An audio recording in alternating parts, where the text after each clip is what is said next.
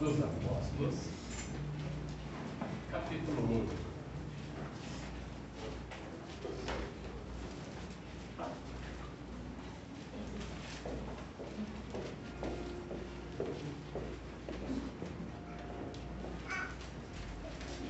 A igreja encontrou, diga amém.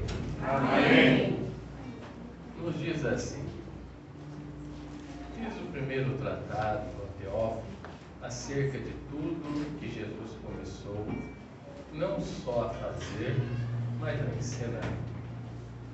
Até o dia em que foi recebido em cima, depois de ter dado mandamentos pelo Espírito Santo aos apóstolos que escolheram, aos quais também, depois de ter padecido, se apresentou vivo, com muitas e infalíveis provas, sendo visto por eles no espaço de 40 dias, e falando do que respeita ao reino de Deus.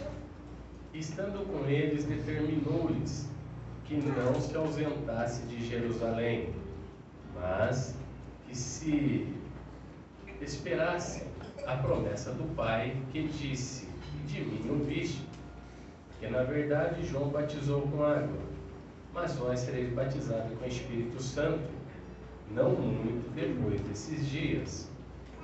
Aqueles, pois, que haviam reunidos, perguntaram-lhe, dizendo: Senhor, restaurarás tu o templo e o reino de Israel?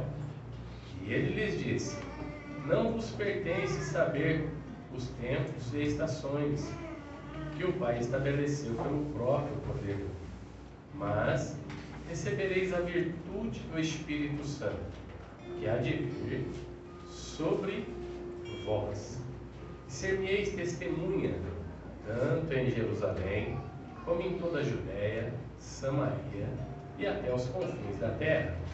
E quando dizia isto, vendo eles, foi levado às alturas. A uma nuvem o recebeu, ocultando seus olhos. E estando com os olhos fitos no céu, enquanto ele subia, eis que junto dele se puseram 2 varões vestidos de branco, os quais lhe disseram: varões galileus, por que estáis olhando para o céu?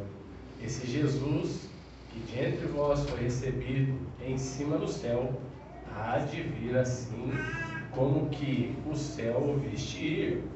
Então voltaram para Jerusalém, no monte chamado das Oliveiras, o qual está perto de Jerusalém, à distância de um caminho de um sábado. E entrando, subiram no cenáculo, onde habitavam Pedro, Tiago, João, André, Felipe, Tomé, Bartolomeu, Mateus, Tiago, filho de Alfeu, Simão, Zelote, Judas Judas, filho de Tiago.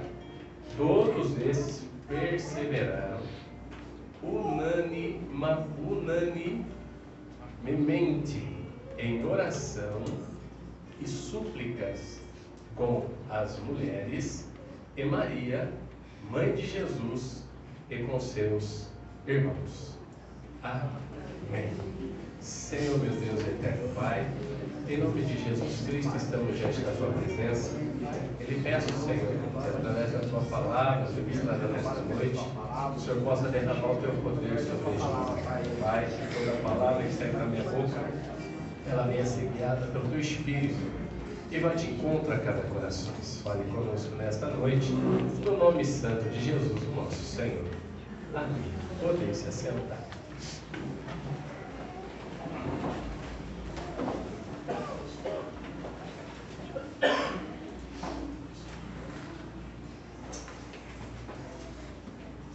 Este texto que nós lemos, ele é muito interessante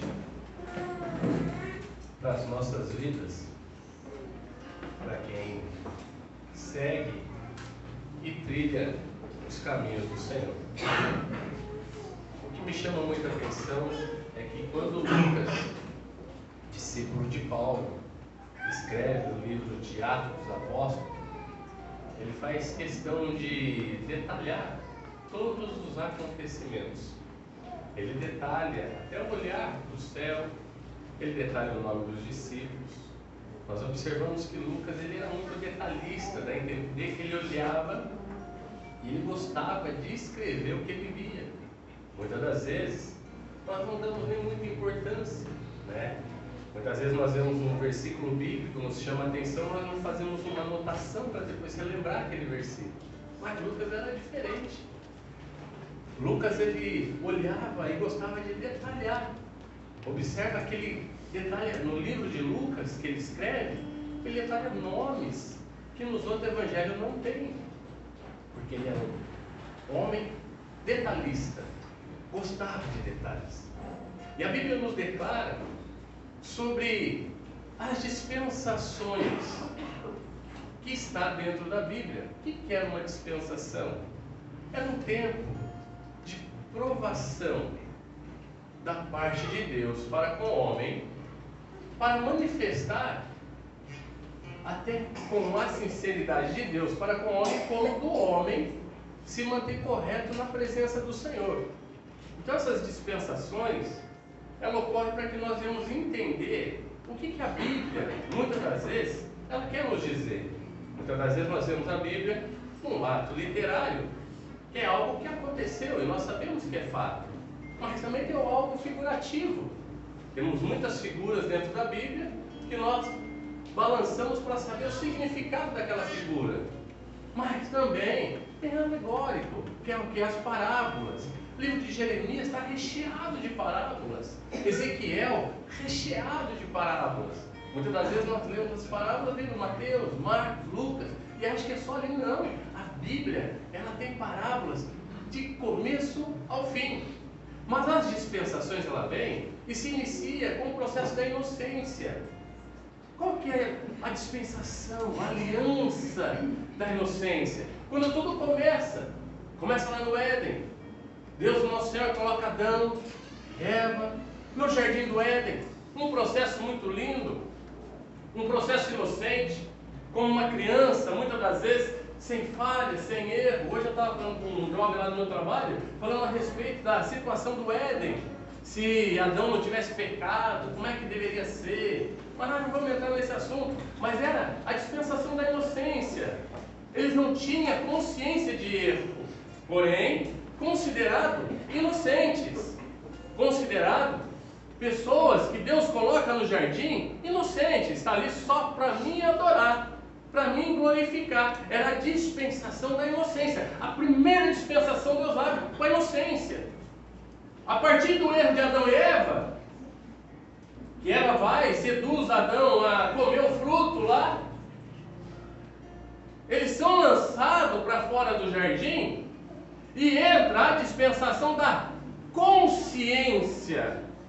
Agora eles estão conscientes do erro. Agora entra o livre-arbítrio, o que pode ser uma escolha. Entra o livre-arbítrio, quer escolher o bem, pratica o bem, quer escolher o mal. Não há cobrança divina, mas é consciente. Agora não é mais inocente. Entra a consciência e escolhe. Eu quero escolher adorar os deuses. Pode adorar, mas eu vou escolher adorar meu Deus. Eu quero escolher o mal, pode fazer, mas eu vou escolher fazer o bem, porque entrou num processo consciente. Observa a igreja, muito importante, uma campanha que nós encontramos. Não se dá fruto em uma árvore se não tiver poda. Precisa passar por poda. Não adianta deixar aquela árvore bonita, cheia de folha. Se nós não podarmos ela, o fruto, ele não vai vir bonito. Mas eu não estou falando de fruto do Espírito, eu estou falando de batido no Espírito Santo e renovo espiritual. Para ser selado, nós precisamos passar por poda. Para mim ser selado pelo Espírito Santo, para mim ser batizado, eu tenho que passar por poda. Eu tenho que cortar o que está me fazendo mal e está desagradando os olhos do Senhor, porque eu estou no estágio consciente. Eu sei o que é certo e eu sei também o que é errado. Entende? Diga amém. Amém. Querer falar em línguas todos querem. Querer ser renovado todos querem. Mas nós precisamos entrar num detalhe que tem hora que a gente maquinamos coisas erradas, que a gente praticamos coisas erradas. Nós estamos no estágio consciente. Se você quer um renovo espiritual, é hora do que? Olha, começar a podar o que está te fazendo mal. Às vezes a pessoa quer ser selada do Espírito Santo, está lá no trabalho, lá tem 2, 3 numa rodinha, fala de um monte de gente no trabalho que quer ser selado do Espírito Santo, não vai ser, igreja. Estou lá no meu trabalho, tem 2, 3 comigo lá, e ó, em cima de um do outro no trabalho, e quer ser selado do Espírito Santo. Consciente. Eu tenho que tirar, eu tenho que podar o que está fazendo mal. Eu preciso falar em línguas. Eu preciso falar em mistério. Eu, igreja, eu, pastor Luiz. 20 anos que eu me entreguei no Evangelho. Eu vi criança do tamanho menor que o Wesley sendo batizado no Espírito Santo na igreja. Não se vê mais. Ser batizado e sair no reteté e ninguém segurar. E eu falo, por que eu não? O que está me atrapalhando? Autoconsciente, não estou mais na inocência. Eu preciso ser cheio do Espírito Santo. Eu preciso estar cheio do poder de Deus. Eu preciso estar cheio da glória de Deus. Mas para quê? Para que eu preciso ser cheio? Porque eu tenho a certeza que eu cheio do Espírito Santo, o meu caminho vai ser mais fácil, a minha direção vai ser mais correta, e eu vou receber da parte do Senhor grandes milagres. Mas para isso tem que estar cheio do Espírito Santo. Passa pelo processo da consciência. Aí ele entra no governo humano. Noé, o dilúvio vem sobre a face da terra. Aí Noé agora, após a descida da arca, ele e a família dele tem que ser responsável pela geração que começa a vir. Passa a ser um governo humano, vai até a Torre de Babel. Chega na Torre de Babel, há uma confusão de línguas. Línguas que ao invés de juntar, se espalham. Línguas que ao invés de começarem a falar em línguas diferentes e se ajuntar, não. Próprio para se espalhar. Passa pelo governo humano. Entra a promessa. Dispensação da promessa. Aliança da promessa. Qual foi a promessa feita? Na vida de Abraão. Sai para fora. Olha as estrelas do céu. Se tu conseguir contar, essa vai ser a tua descendência. Promessa.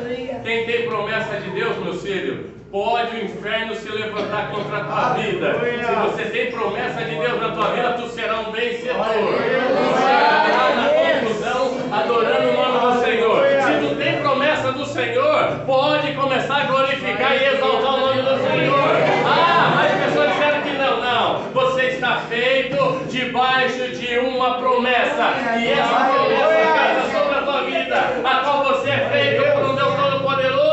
É por Ele que é feita a promessa. 1000 vai cair do lado, 10.000 à tua direita, mas você e tua casa não será atingido. Isso é promessa de Deus. Aleluia. Entender, igreja, que nós precisamos desse poder na nossa vida. E quando se fala da promessa, passa o processo e entra na lei. No deserto do Sinai, o Senhor agora embute lei. Moisés, monte, leis. E leis que até hoje são utilizadas. Nós falamos sobre inocência. Fala comigo, inocência. Inocência. Você precisa decorar isso. Inocência. Inocência. Consciência. Consciência. Governo humano. Governo humano. Promessa. Promessa. Lei. Lei. É a quinta dispensação. Isso aí. Na quinta dispensação, encerra em Malaquias e inicia a sexta dispensação. Qual é a sexta dispensação? A graça. O amor. Aleluia. Não merecido. Glória a Deus. Jesus se entrega na cruz do Calvário e ali nasce a sexta aliança. Eu imagino quando estavam apregoando a mão do nosso Senhor, Ele estava dizendo: pode apregoar, mas a minha graça será sobre o meu povo. Pode apregoar, mas a minha graça será sobre o meu povo.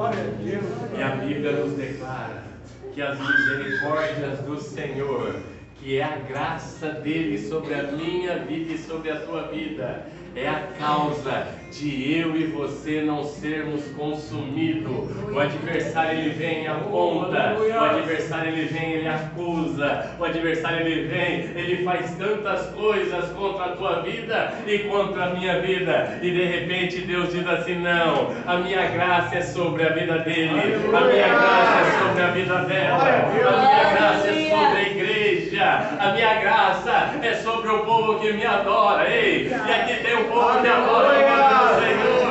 Você não é consumido, é porque a graça de Deus é na tua vida. O teu lar não é destruído, é porque a graça de Deus é sobre a tua vida. A tua família não é destruída, é porque a graça de Deus é sobre a tua vida.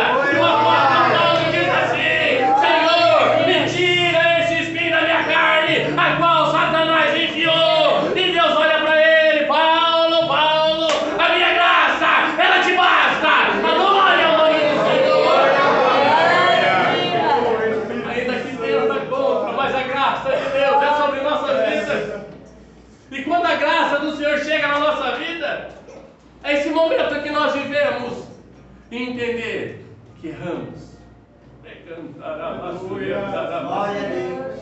falhamos, mas a graça do Senhor vem e nos purifica e diz assim: não, eu não entreguei meu filho amado à toa numa cruz para ser crucificado, não, eu entreguei meu filho na cruz, foi para formar a sexta aliança, e esta aliança é minha graça sobre o meu povo. O adversário vai acusar, o adversário vai tentar matar, vão perseguir meus filhos, vai perseguir a igreja, mas a minha graça vai acompanhar junto, o meu amor vai acompanhar junto, e eu não vou deixar com que o inimigo toque naquele que adore e glorifica o meu nome. E esse adorador é você nessa noite.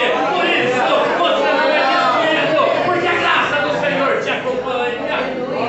Glória a Deus. Se não fosse a graça de Deus, se não fosse a misericórdia, seríamos destruídos, igreja. Não estaríamos aqui se não fosse a misericórdia de Deus. Quantas das vezes lá no quartinho, junto com a família, não levanta acusação contra um irmão, e Deus olha assim, olha, o Satanás está tocando no irmão lá da igreja, está tocando no ungido, e Deus fala: mas a minha graça está sobre ele. E passa aquele momento que você vai para a oração. Quando tu abre a tua boca, duas coisas não saem da tua mente e nem da tua boca. Primeira, tu pede perdão. E a segunda, tu pede abençoa a minha família. Quem não ora desse jeito? Primeira coisa, me perdoa. Segunda, Senhor, tem misericórdia da minha família. É a hora que a graça é manifesta. A sétima dispensação é o milênio. Mas nós não vamos entrar nesse assunto. E vamos parar na sexta. No Antigo Testamento, Deus faz o seu papel, o papel do Todo-Poderoso, um Deus vingativo, um Deus que cobrava, um Deus que colocava o inimigo de frente com o seu povo, um Deus que não suportava ver o povo trair Deus. Ele fazia questão de colocar o inimigo para fazer o confronto. Um Deus rígido, um Deus olho por olho e dente por dente, um Deus que gostava de cobrar o povo, usava vara de correção de tudo e quanto é jeito, no Antigo Testamento. Quando chega Jesus, se entrega, morre. Só que antes dele se entregar, ele fala para os discípulos: eu vou para o meu pai, mas eu não vou deixar vocês órfãos. Vocês vão precisar de alguém para vos instruir. Vocês vão precisar de alguém para ordenar a jornada. Eu vejo pessoas em nossos meios, na minha trajetória, na minha caminhada, que nunca pegou um microfone. E hoje você vê pregando, que é uma bênção de Deus. O que é isso? Espírito Santo. Pessoas que nunca louvou. E hoje pega o louvor, tem aquela voz ungida. O que é isso? Espírito Santo. Né? Observamos que ele vai moldando de um jeito, de uma forma, que é o processo dele. A Bíblia nos declara que após o processo de Jesus, ele fala assim: olha, eu vou para o Pai, mas eu não vou deixar vocês órfãos. E eu vou enviar o Espírito Consolador que vai vos fortalecer. E quando nós vemos Atos capítulo 1, a Bíblia nos declara que Jesus já tinha sido crucificado e tinha ressuscitado. Após a Páscoa, ele fica, que ele foi o nosso Cordeiro Pascual, 40 dias. Mas por que era uma festa de Pentecoste? Quanto tempo durava uma festa de Pentecoste? A festa de Pentecoste durava 49 dias, ou seria 7 semanas. Ao total de 50 dias durava essa festa dos judeus. Quando Jesus fala assim: ó, eu vou para o Pai, primeiro eu vou instruir vocês aqui. Jesus fica com o povo, com os discípulos, média de 40 dias. Quando ele passa no caminho de Emaús, junto com os 2 discípulos, eles vão conhecer ele. E um fala: tu é peregrino, tu não sabe de nada. O nosso Senhor Jesus foi crucificado, está morto. E diz a Bíblia que quando eles estão na caminhada, eles veem que à tarde: olha, entra para casa, dorme aqui conosco, amanhã tu segue viagem, dizendo para Jesus. Mas Jesus já estava com o corpo transformado. O interessante é que espírito não come. Sim ou não? Espírito não come. E quando ele entra na casa dos discípulos de Emaús, diz que quando ele senta na mesa, ele parte o pão, eles olham assim: só Jesus partiu o pão assim. Aleluia. Só Jesus partiu o pão desse jeito. Ninguém partiu o pão desse jeito. E não ardia em nossos corações que ele estava conosco. Ei, igreja, eu preciso liberar uma palavra para o teu coração. Tu não estás sozinha, tu não estás sozinho. A luta está travada no teu lar, a luta está travada na tua família. O Espírito de Deus revela o meu coração. Pessoas que entraram aqui chorando, preocupadas com a família. Descansa no Senhor. Jesus está contigo. Ele vai te ajudar e tu terás uma grande vitória na parte dele. Observa, não arqueia em nossos corações. Aleluia. Diz que Jesus comeu peixe com os discípulos após a crucificação. Espírito não come. Como pode essa manifestação, igreja? Sobrenatural de Deus na vida de um homem. E esse homem, eu e você servimos ele. Tu imagina ele comer peixe junto com os discípulos após a crucificação. Ele diz assim: olha, que ele provou os milagres que estavam na vida deles. E quando ele chega aqui, eles começam a dizer um processo de 40 dias. E está junto com os discípulos. Quando deu os 40 dias, abre tua Bíblia comigo. 1 Coríntios. Abre tua Bíblia comigo. 1 Coríntios.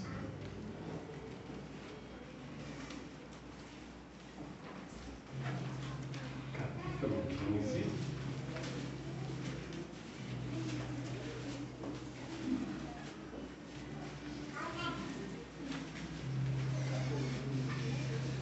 E o versículo 6. Olha o que diz aqui, ó. Depois foi visto uma vez por mais de 500 irmãos os quais vive ainda a maior parte, mas alguns já dormem também. Olha só. Depois foi visto mais uma vez por 500 irmãos. Quando nós lemos aqui em Atos, capítulo 1, ele diz assim: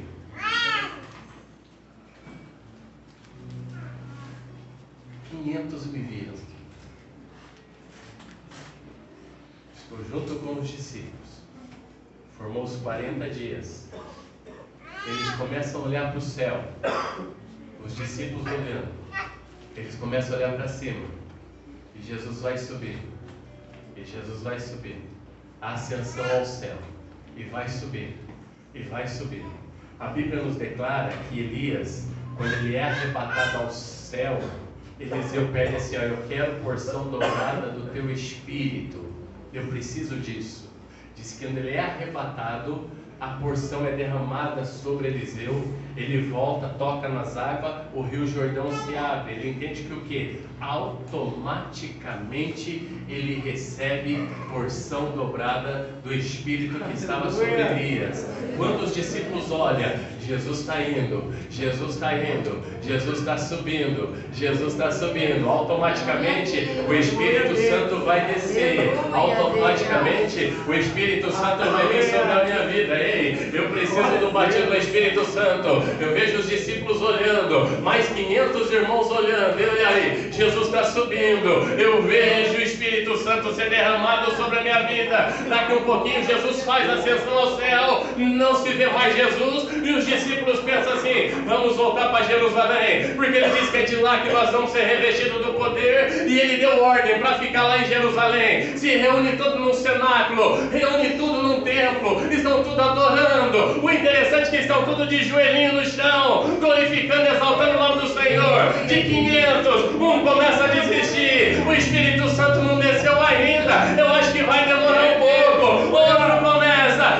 eu também não vou esperar mais não. Eu também estou cansado de esperar. Ei, não canse de esperar o batismo na tua vida. Não canse de esperar a renovação do Espírito Santo na tua vida. Não cesse. Se você quer, começa a glorificar o nome do Senhor. Abre a tua boca. Você não comeu banana verde nem abacate verde. Começa a glorificar. Começa a dar glória ao nome do Senhor. Ei, o fruto do Espírito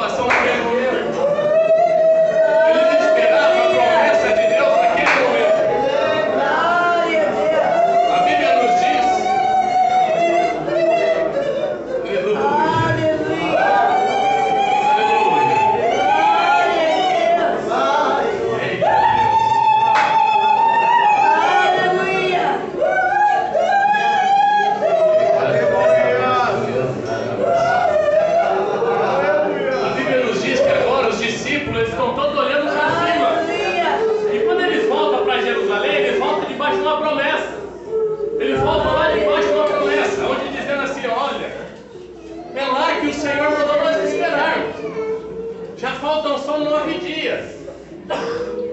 Só faltam 9 dias para a gente ser selado no Espírito Santo. Já que não foi na mesma hora, vamos aguardar.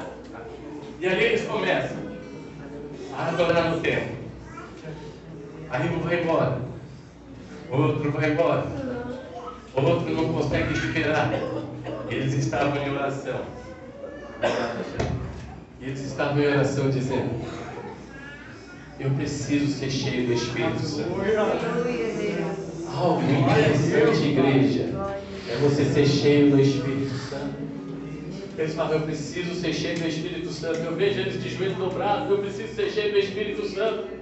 Eu preciso ser cheio do poder de Deus. Ei, dinheiro nessa hora para mim não vai fazer diferença. O nosso Senhor Jesus foi para a glória, então eu preciso me encher do Espírito Santo, porque eu sei que através dele eu vou vencer. E eles estavam em Jerusalém. Jerusalém foi onde crucificaram, praticamente maltrataram Jesus Cristo, onde judiaram de Jesus Cristo, onde tentaram matar os discípulos, fizeram tanta coisa em Jerusalém. Mas ele diz assim: é de lá de Jerusalém que você vai ser cheio do poder de Deus. Foi lá que tentaram tantas das coisas, mas é lá que eu vou encher você do Espírito Santo. É em Jerusalém. Permanece em Jerusalém. Permanece em Jerusalém. A luta está travada, mas permanece em Jerusalém. A prova está batendo na tua porta, mas permanece em Jerusalém. A dificuldade está batendo na tua casa, mas permanece em Jerusalém. A dificuldade está batendo na tua saúde, mas permanece em Jerusalém. Aonde é Jerusalém? É aqui nesta noite. Aqui é Jerusalém. Seja cheio do poder. Seja cheio do poder de Deus. Permaneça em Jerusalém. Não desista, mas permaneça para ser revestido do poder do Senhor. Se você crê, glorifica o nome do Senhor. Estão todos reunidos. O interessante é que o último versículo que nós lemos nos fala assim, olha, que estavam todos os discípulos reunidos. E sabe quem estava também? Olha ali. Eu sinto a presença de Deus neste lugar. Olha ali, olha. Ele estava perseverando unanimemente. Quer dizer o quê? Com um só propósito. Todos eles. Eles estavam com um só propósito. Não tinha vários propósitos. O propósito era só um. Daquele povo todo que estava ali. Um só propósito. Eles estavam perseverando. Quando se diz perseverando, ele está dizendo assim: eu não vou desistir. Eu vou ir até o final. Aleluia. Eu vou permanecer até o final. Ele estava dizendo assim: eu não vou desistir. Quando nós vemos assim, olha, com oração e súplica. Entende aqui, olha, eles estavam orando com um só propósito, reunido no mesmo lugar. Olha como nós estamos aqui hoje, com um só propósito na campanha, oramos, adoramos, estamos com uma direção só. O interessante é que quando ele fala assim, olha, e estava com essas mulheres, Maria, mãe de Jesus, com seus irmãos. Os irmãos de Jesus foi o que mais apedrejou Jesus. Chamaram Jesus até de louco, dizendo que ele não era Messias. Os próprios irmãos. Agora, sabe onde ele estava? De oração. Sabe o que eu vejo disso aqui? Aquele na tua família que diz que talvez você vai estar junto com você de joelhos dobrados. E não tem coisa melhor e maior de você ver toda a tua família de joelho dobrado, orando e buscando a presença do Senhor. Não tem coisa melhor do que ver a tua família de joelhinho dobrado. É você passar lá pela porta do teu quarto e ver teu filho de joelho dobrado. Mas ele tanto me atacou, agora está adorando, agora está orando, agora está buscando. Sabe por quê? É poder de Deus na nossa vida, é poder do Senhor. Neste momento, eles não desistiram e continuaram adorando e orando com um só propósito.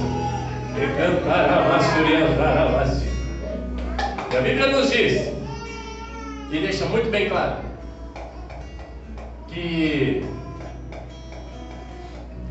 só permaneceu 120. Dos 500, 120 continuou orando. Passou um dia, 2 dias, Virgínia, quando vai encerrar a festa de Pentecoste, eles estavam reunidos em um lugar. A Bíblia 19 vezes ela fala sobre de repente. Tem 19 versículos que declara de repente. No livro de Atos, capítulo 2, verso 2, nos diz lá que de repente eles escutam um barulho. Eles escutam um barulho e não tinha vento, mas diz que o barulho era como de um vento em veemente. E eles escutam aquele barulho. Eu paro para pensar comigo, eles abrindo o olho e tentando ver, mas de onde está vindo esse barulho? Não tem vento aqui dentro. E que barulho é esse? E que barulho é esse? E eu entendo comigo que lá na Torre de Babel a confusão das línguas foi para separar, foi para trazer dificuldade, foi para povoar. Mas quando chega em Atos capítulo 2, o de repente de Deus passa na vida daquele povo, como nesta noite pode passar na sua vida. O de repente de Deus pode passar no teu coração nesta noite. O de repente de Deus pode passar na tua vida nesta noite. E de repente encheu aquele lugar e começaram a falar em outras línguas, mas não era para separação. Eles estavam cada vez mais unidos. E eu entendo comigo, línguas repartidas como de fogo saíam da boca daqueles homens e todos foram cheios do poder de Deus. É noite para tu ser cheio também. É noite para tu ser cheio também. E você encarar todas as diversidades que vêm na tua vida, cheia do Espírito Santo e cheio do Espírito Santo, dizendo assim: nessa aí eu vou passar de jeitinho, dando glória ao nome do Senhor, porque eu estou cheia do poder de Deus. Se você crê, glória ao nome do Senhor. Cheios do Espírito Santo. Mas eles perseveraram. Olha para o teu irmão e fala: não desista. Você vai falar em língua.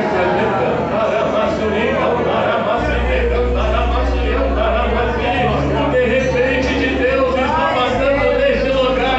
É noite de mudar a tua história. É noite de mudar a tua vida. É noite de mudar a tua história. É noite para ser cheio do poder de Deus. É noite de mudar a tua história. É noite de entender que o de repente de Deus chegou na tua vida e entender assim: ah, eu me entreguei para o Senhor Jesus Cristo e a minha vida ela veio adorando e glorificando e exaltando. Agora o de repente de Deus chegou na minha vida, eu falo em outras línguas, Deus me usa de uma forma extraordinária. Sabe por quê? Você vai estar cheia do poder de Deus. Você vai estar cheio do poder de Deus. Eu te convido a se colocar de pé neste momento, mas eu não quero ver você com a boca fechada. Eu quero ver você dando glória. Eu quero ver você dando glória ao nome do Senhor. Ah, pastor, o senhor fala assim porque o senhor não precisa de renovo. É você que pensa: eu tenho que buscar renovo todos os dias, porque se eu não for falar, buscar renovo,